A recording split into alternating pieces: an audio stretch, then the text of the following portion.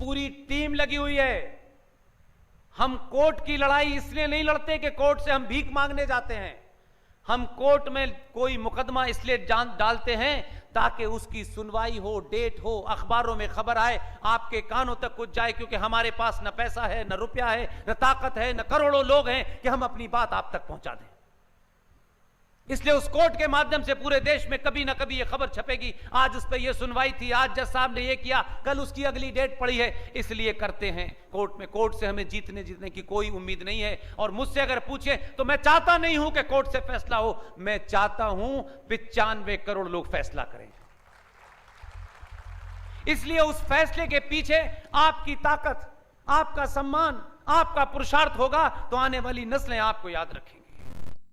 विष्णु शंकर जैन ने यह मांग की कि बाबा विश्वनाथ के मंदिर में पूरे अहाते की, जहां जहां वो मंदिर के शेष हैं, सबकी वीडियोग्राफी होनी चाहिए। लोअर कोर्ट से ऑर्डर करा दिया। लोअर कोर्ट से ऑर्डर हुआ तो छोटे भाई का पजामा, बड़े भाई का कुर्ता, दौड़े वो लोग टोपी लगा के और हाई कोर्ट पहुंच गए कि रोको इसको। 3 दिन पहले तथ्यों के आधार पर विष्णु शंकर जैन ने कोर्ट में यह रखा, हाई कोर्ट में रखा और कहा कि मिलॉर्ड, जब राम मंदिर का फैसला आया था तो आपने वो वीडियोग्राफी कराई थी और सारे सच आपने देखे थे जब आप फैसला लिख रहे थे। मैं चाहता हूं उस मंदिर के नीचे एक बक्सा रखा हुआ है, उसमें तमाम चीजें बंद हैं। मस्जिद के नीचे शिव के तमाम टुकड़े रखे हुए हैं। वीडियोग्राफी की परमिशन को हाई कोर्ट ने बरकरार रखा है और उसकी वीडियोग्राफी हो रही है। यह 3-4 दिन पुरानी कहानी है। मैं विष्णु शंकर और उनकी टीम पर, उनके तर्कों पे और तथ्यों पे जो उन्होंने साक्ष्य रखे हैं, मुझे पूरी उम्मीद है इसका सरकार से कोई लेना देना नहीं है, कोई लेना देना नहीं। आप सिर्फ बटन सही जगह दबाइएगा, ध्यान रखिए। वो जो कचरा है वो हटने वाला है।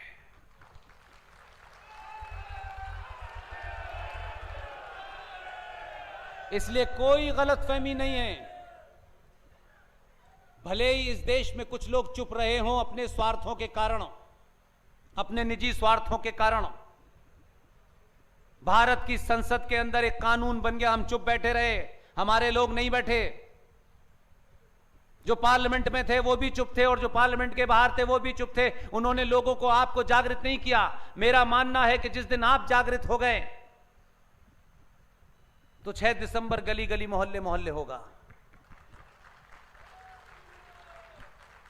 क्योंकि सुप्रीम कोर्ट ने जब फैसला राम मंदिर पे सुनाया था तो अगर आप 6 दिसंबर ना करते तो उनको पता नहीं चलता कि नीचे क्या था।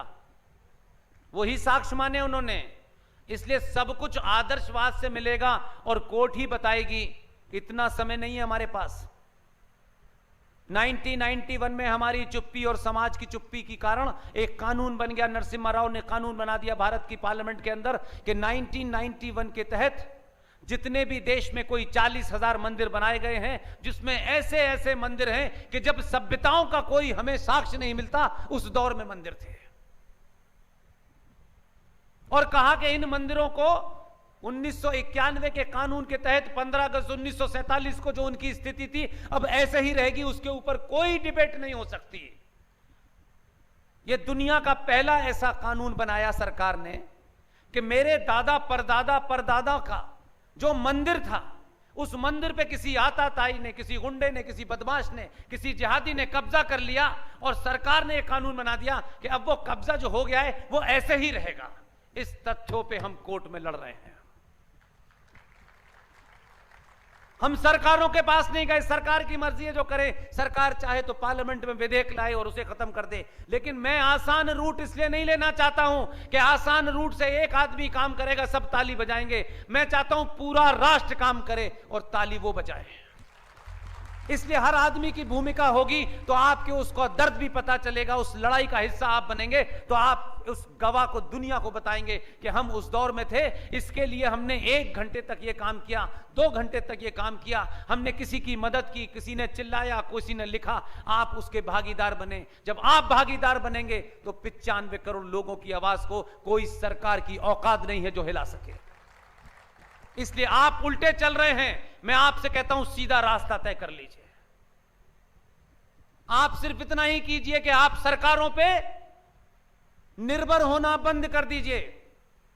अपने समाज की सामूहिक शक्ति का सार्वजनिक प्रदर्शन कीजिए। मैं मानता हूं कि 95 करोड़ लोग अपनी शक्ति का जिस दिन सामूहिक प्रदर्शन करेंगे, सत्ताओं की औकात क्या है आपकी चौखट पे नाक रगड़ेंगी और पूछेंगी क्या करना है ये बताइए। सत्ताओं ने आपको इतना पंगु बना दिया है कि ये यादव है, ये ठाकुर है, ये अगड़ा है, पिछड़ा है, इसलिए आप सत्ताओं के पीछे भाग रहे हैं। सत्ता और देश इतनी सी है, राष्ट्र इतना बड़ा है। राष्ट्र से सरकार है, सरकार से राष्ट्र नहीं है। कुछ नहीं करना है आपको, एक दिन फैसला ले लीजिए। जिन्हें नमाज पे कुछ पढ़ने का शौक है, एक दिन तय कर लें, बिना किसी संगठन की मदद के। मैं फिर कह रहा हूं, यह आपके अंदर की उस भावना को प्रकट करने वाली बात है। किसी को गाली नहीं देनी है, किसी को पत्थर नहीं मांगना है। हमने हजारों साल में, हमारा कहीं इतिहास नहीं है कि हमने किसी के ऊपर गर्दन पे तलवार रख के कहा कि हमारे मत को मान लो। हमारा मत इतना कमजोर नहीं है, जिनका मत कमजोर है वो तलवार लेके चल रहे हैं। हमने कभी किसी पे हमला नहीं किया। इसलिए आप अपनी सुविधाओं से, यह बात मैं आगरा में कह रहा हूं जिसकी चर्चा दुनिया में बहुत होती है, एक दिन तय करिए पूरे देश में, किसी दिन भी तय करिए, 2 घंटों के लिए सारे काम छोड़कर अगर इस देश में कुछ जिहादी, कुछ आतंकी बाहर की फंडिंग से भारत की संसद में विधि विधान से कोई कानून बनता है, राष्ट्रपति उस पर साइन करता है, अगर उसके बावजूद भी उस संसद में पास हुए कानून के खिलाफ शाहीन बाग पर 92 साल की नानी और दादी बैठ सकती है, तो हमारे पास क्या दादी नहीं है, क्या नानी नहीं है, क्या नाना नहीं है हमारे पास?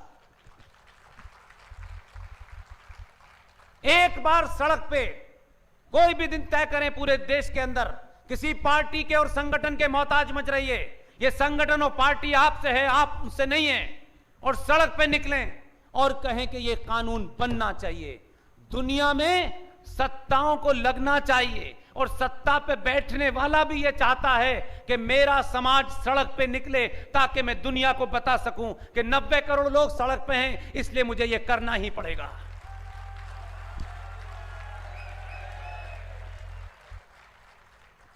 तनख्वाह बढ़ जाए, जीएसटी में छूट मिल जाए, इनकम टैक्स में छूट मिल जाए, इस छूट से कुछ हुआ नहीं। कुछ दिन अपनी जिंदगी के इस राष्ट्र में जिनको अपने बच्चों को मिनरल पानी पिलाने का बहुत शौक है, बच्चों को धूप ना लग जाए, बच्चों को आंधी से बचाना है, बच्चों को सबसे बचा देंगे, लेकिन सड़क पे जो पागल कुत्ता घूम रहा है उसका इंतजाम नहीं करा आपने। इसलिए सब लोग अमेरिका भाग जाएंगे, यह भी मुमकिन नहीं है। आपको यहीं मरना है, यह तय करें, कहीं और जाके नहीं मरना है। आप कहें कि मैं यहीं मरूंगा जैसा भी हूं, क्योंकि यह मेरा अपना घर है। ऐसे मुद्दों को सड़क पर रखें और कहें कि मेरे बाप दादाओं के मंदिरों पर भारत की संविधान संसद में कानून बनाने का अधिकार नहीं है। इस संसद को किसने कहा है कि मेरे बाप दादा की प्रॉपर्टी जिहादियों के हाथ में दे दी जाए? प्लेसेस ऑफ वर्शिप एक्ट 1901 के खिलाफ पूरी टीम लगी हुई है। हम कोर्ट की लड़ाई इसलिए नहीं लड़ते कि कोर्ट से हम भीख मांगने जाते हैं। हम कोर्ट में कोई मुकदमा इसलिए डालते हैं ताकि उसकी सुनवाई हो, डेट हो, अखबारों में खबर आए, आपके कानों तक कुछ जाए, क्योंकि हमारे पास न पैसा है, न रुपया है, न ताकत है, न करोड़ों लोग हैं कि हम अपनी बात आप तक पहुंचा दें। इसलिए उस कोर्ट के माध्यम से पूरे देश में कभी ना कभी ये खबर छपेगी, आज उस पर ये सुनवाई थी, आज जज साहब ने ये किया, कल उसकी अगली डेट पड़ी है। इसलिए करते हैं कोर्ट में। कोर्ट से हमें जीतने की कोई उम्मीद नहीं है। और मुझसे अगर पूछे तो मैं चाहता नहीं हूं कि कोर्ट से फैसला हो, मैं चाहता हूं 95 करोड़ लोग फैसला करें। इसलिए उस फैसले के पीछे आपकी ताकत, आपका सम्मान, आपका पुरुषार्थ होगा तो आने वाली नस्लें आपको याद रखेंगी।